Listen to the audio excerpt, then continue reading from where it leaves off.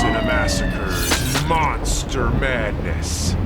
Top 10 Tuesday. Here's part 2 of the Silver Age. As I've said before, my idea of the Silver Age of horror is two distinct movements. The 50s, which leaned more towards science fiction, and the 60s, which leaned more towards horror. They overlap a bit because in the late 50s, that's when Hammer started remaking all the classics and bringing traditional horror back, but now in color, ramping up the sex and violence.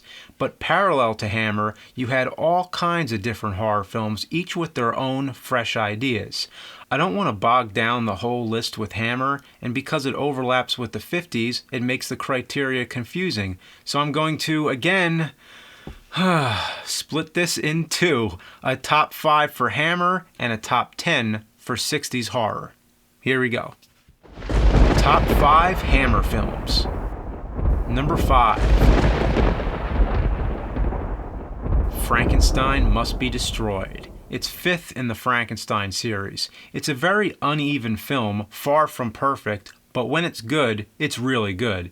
Here Frankenstein's trying to do a brain transplant. Not that interesting compared to his earlier efforts, but if you want to see Peter Cushing at his most sinister, this is it. Never has Frankenstein been so evil.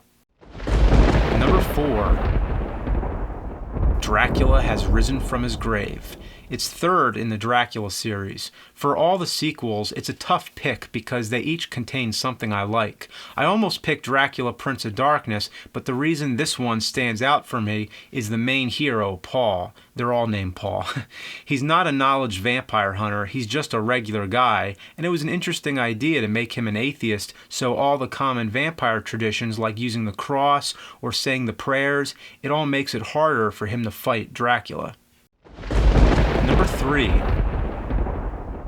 Horror of Dracula. The first of the Hammer Draculas. This is the one that made Christopher Lee the new Dracula for a modern era, second only to Lugosi. And Peter Cushing as Van Helsing has got to be the most classic vampire hunter of them all. Great atmosphere, great look, handles the source material well. In many ways, it feels like Bram Stoker's novel come to life, even though it excludes many things like Renfield. Number 2. The Mummy. By far the best version of The Mummy since the original Karloff version. Here we have Christopher Lee as the mummy Karras and Peter Cushing as the son of the archaeologist who broke into the tomb. As revenge, a modern-day Egyptian priest is using the mummy to kill off everybody involved, including the descendants. There's a great scene where Cushing and the priest have a face-off. The priest says it was wrong to desecrate their tomb because it was sacred, while Cushing says that he's only trying to preserve their ancient history or else it'll be forgotten. You get a sense that both sides believe they're right. No clear good or bad, although a killer mummy definitely leans toward bad. And the number 1 Hammer film? Curse of Frankenstein. It's the first Gothic Hammer film of them all, and the first to star Cushing and Lee. Here, Frankenstein, played by Cushing, is so committed to his work that he sacrifices human lives in the process. He doesn't care what it takes. He justifies it all in the name of science. He's totally believable as a scientist who's gone too far. The creature, played by Lee, is totally different than the Universal version, which was different than the novel. So it's always a retelling, and this is just that, a great retelling of a classic story. Now, on to the top horror films of the 60s. This time we're sticking strictly to the decade of the 60s and finishing out the Silver Age. I have to give some honorable mentions to Repulsion, Village of the Damned, and all the Mario Bava films like Black Sunday and Blood and Black Lace. I should also mention Rosemary's Baby, even though I'm not a big fan of that one. I just don't see what the big deal is, why it's so highly regarded, but still can't forget it. Number 10. The Birds from Alfred Hitchcock. It's far from perfect, but it can't be ignored as being one of the first films to push the idea of nature attacking. The birds are clearly revolting against humanity for no explicit reason.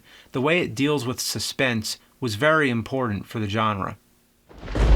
Number 9. Peeping Tom. The film pioneered the use of the POV camera where we see through the killer's eyes as he follows people around.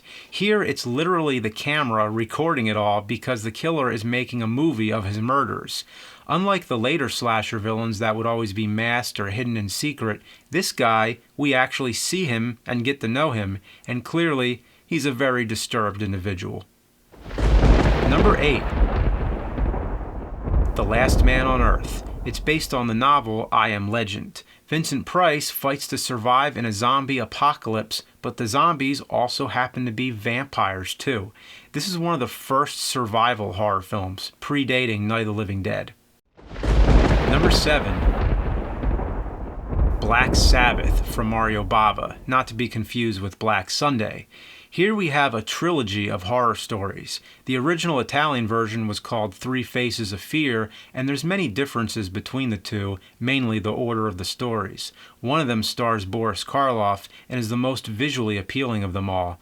There's also one about a woman who receives mysterious, threatening phone calls from a stranger, one of the first of the phone genre, if you will. And then there's one about a woman who steals a ring from a corpse, which I find to be the most disturbing because of the corpse's weird death face. Number 6. House of Usher by Roger Corman. This was his breakthrough film, in glorious color with rich, creepy atmosphere. Stretching any simple Edgar Allan Poe story into a film can be tricky, but this does a great job keeping a surreal, nightmarish tone. With Vincent Price, you can't go wrong. Number 5. The Haunting. I don't find ghosts to be scary, but still, this classic haunted house movie from Robert Wise is spectacular to look at. In widescreen black and white with creepy camera angles and spooky set design, the house itself is like the main character of the film. They really make this house out to be foreboding and sinister.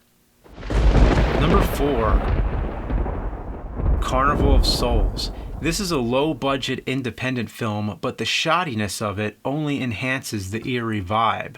A woman finds herself mysteriously drawn to an old abandoned amusement park. They use a real abandoned place. Unlike lots of horror films that use fake sets, this gives it a feeling of realism, but also maintains a weird, artificial, dreamlike feel. And that strange organ music, you can't forget. Number 3. At Midnight, I'll Take Your Soul. Badass. Jose Mojica Marins, also known as Coffin Joe, is the villain here. He's one of the most cruel, ruthless horror villains ever, torturing women with spiders and stabbing people in the face. It's brutal, but not so much by explicit violence, but how mean he is in his dialogue.